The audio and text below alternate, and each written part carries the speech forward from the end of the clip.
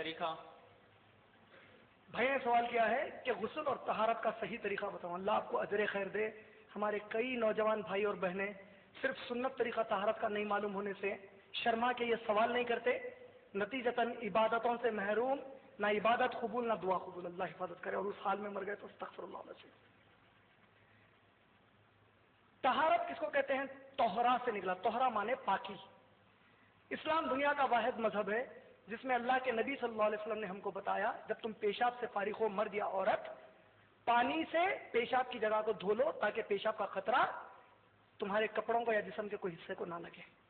پانی نہ ملے تو کوئی سوکھے ڈھیلے سے جس سے کہ سکھا دیا جائے. ٹیشو پیپر وغیرہ فورین کنٹریز میں کامن ہے آج کل، کیونکہ وہاں کا پانی بہت ٹھنڈا ہوتا ہے، 2 ڈگری 1 ڈگری -ڈگری ٹیمپریچر ہو جاتا، بہت مشکل ہوتا. اکثر وہ لوگ ٹیشو پیپر یوز کرتے ہیں وہاں پر. تو اس کے ذریعے طہارت پیشاب کی ہو گئی.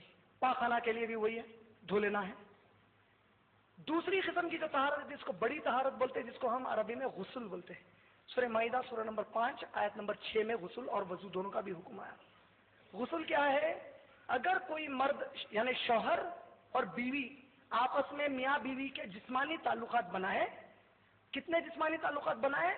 مکمل جسمانی تعلقات بنائے اگر، تو اب ان پر غسل لینا واجب ہے.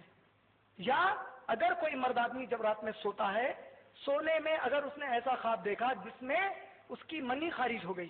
ایک صحابیہ نے صحیح بخاری اللہ کے نبی کو پوچھا، اے اللہ کے نبی کیا عورتوں کو بھی منی نکلتی ہے؟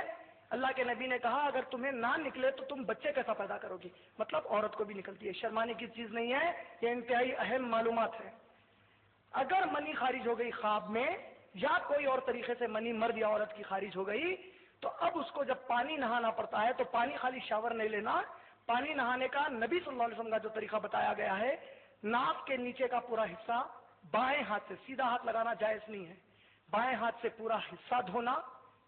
کم سے کم 3 بار دھونا ہی دھونا، 3 بار یا 1 بار کم سے کم پورا دھونا، یا 3 بار یا اس سے بڑھ کے بھی دھوئے تو چلتا، لیکن 4 نہیں 5 7 ایسے نمبر سے دھونا. دھونے کے بعد آپ وضو بنائیں گے پورا. کہاں تک بنائیں گے؟ جیسا نارمل وضو کرتے پورا وضو کریں گے، صرف پانی پیر پر نہیں ڈالیں گے. اس کے بعد پانی لیں گے، 3 بار سیدھی جانب سے سر کے، 3 بار بائیں جانب سے، 3 بار سیدھے مونڈے سے، 3 بار بائیں مونڈے سے. کوشش کریں گے کہ ایک بھی بال سوکھا نہ رہے. کئی لوگ یہ کہتے ہیں بال ایک سوکھا رہا تو وضو نہیں ہوتا، غسل نہیں ہوتا. ایسی کوئی حدیث نہیں ہے. کوشش کرنا چاہیے کہ نہیں رہنا چاہیے، پورا کرنا چاہیے ماشاءاللہ.